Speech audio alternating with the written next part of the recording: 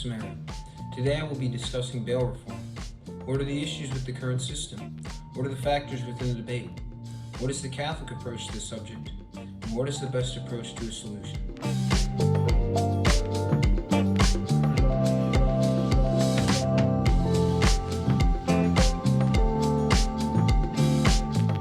So first, why does bail exist and what is the problem with it today?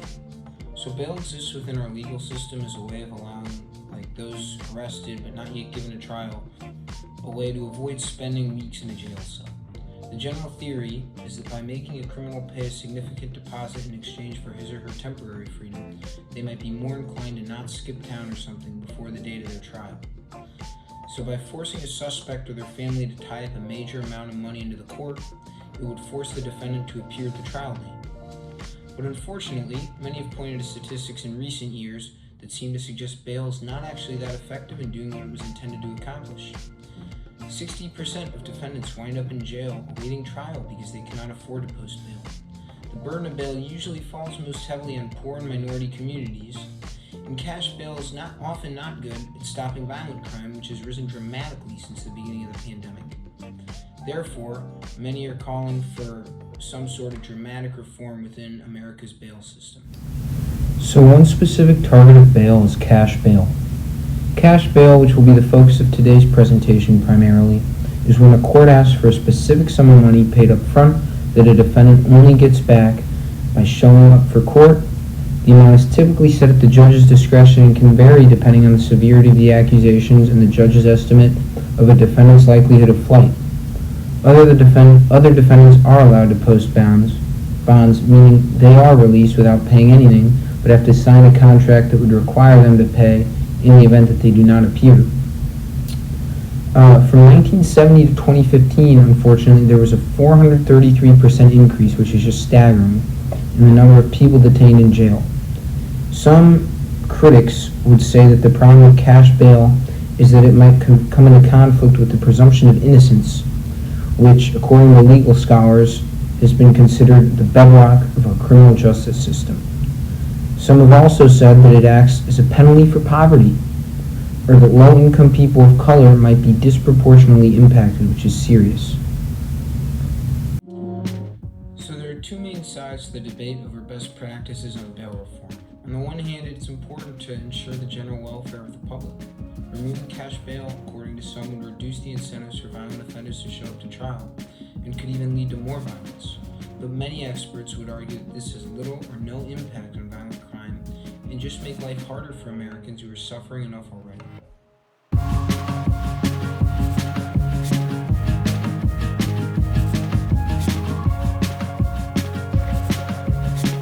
What's the Catholic solution?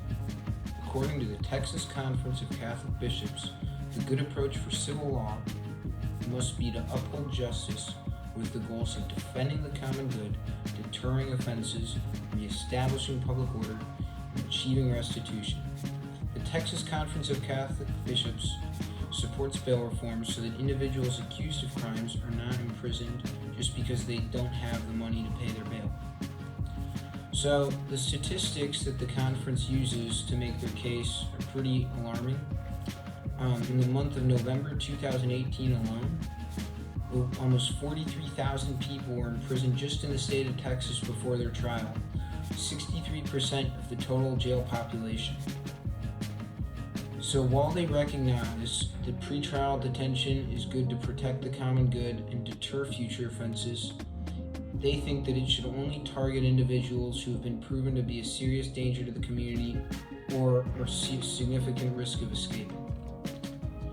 The conference supports bail reforms in order to help defendants who are poor and are only in prison due to their state of poverty. Ultimately, the Catholics, and really I think those who founded our justice system, would argue that the idea of bail is not to punish people for being poor, it's to protect our communities. And according to this Catholic organization, this standard is just not being lived up to. They note that Christ was born into poverty and that Christ has always asked for Catholics to care for the poor. Additionally, those who are oppressed by poverty are the object of a significant preferential love, in their words, on the part of the Church. that always has worked in order to ensure their defense and liberation through their charity works, which are found even in St. Louis among our archdiocese. So then the final thing that the conference notes is that the care for the poor today requires and necessitates us to be aware of the situation of the poor, and it also necessitates us ensuring that their injustices are fixed in the event that we have the power to do so. So then the next source that I looked to was the Catholic Criminal Justice Reform Network. And by the way, often these Catholic sources do not want to get too bogged down in the details of these issues, but almost every source I looked at would say that it's at least a problem that needs to be confronted even if there's not a specific solution. So the Catholic Criminal Justice Reform Network also has found that reform or maybe even an end to cash bail could be necessary, because over 97% of federal criminal convictions and 94% of state criminal convictions are obtained through plea bargains. And the poor often have an incentive to accept these bargains because they can't afford bail, and so if they request a trial, they'll have to spend more time in jail. So in other words, what this means is that for the poor, they're essentially obligated almost to plead guilty regardless of whether or not they would potentially not be, or they could even be acquitted in the event of a trial, simply because it's too dangerous for them and they don't have the means of truly seeking justice. And so the Catholics, which are in the Catholic Conference, as well as the Justice Reform Network, state that the Catholic solution would be to seek an end to this disproportionate effect on minorities and those who are impoverished.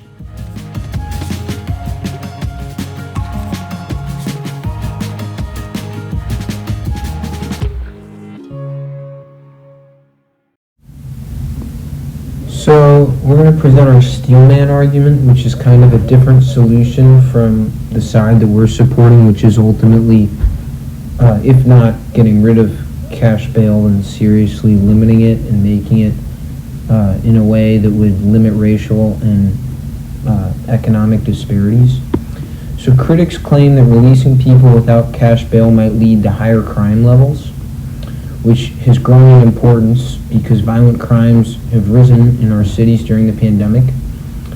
In New York City, bail provisions have been rolled back to a certain extent, which narrows the types of crime ineligible for cash bail and essentially allows judges to keep people in jail for longer, which, in their opinion, will theoretically limit this crime because more of these offenders will be kept in jail before their trial. And then a second argument given is by Chicago Mayor Lori Lightfoot, Beetlejuice as they call it. She asked for a pause in the implementation of the bail reform program. She claims that a lot of people let out of jail, in Chicago, I guess the rule is that they get electronic monitoring when they're let out. And Lightfoot claimed that these were violent offenders.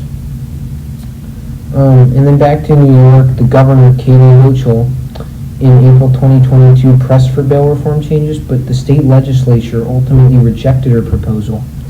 They claimed that the standard for her bail considerations was dangerous, and that it would, although advocates did note that it would increase the racial disparities in the event that the legislature did in fact reject her proposals, which they did. So that's essentially the main issue with bail reform, is that violent criminals might be let out more. At least this is what the critics of reforming and limiting cash bail say. But ultimately, because of the evidence presented earlier, I think that there's a convincing argument to be made that violent crime is not significantly impacted by cash bail, but ultimately minority communities are.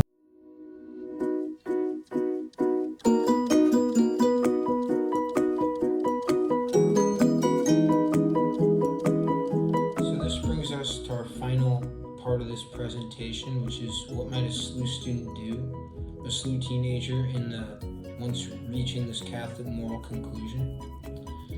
So while it obviously can be challenging to ultimately determine what you or I could do as a 17-year-old in high school.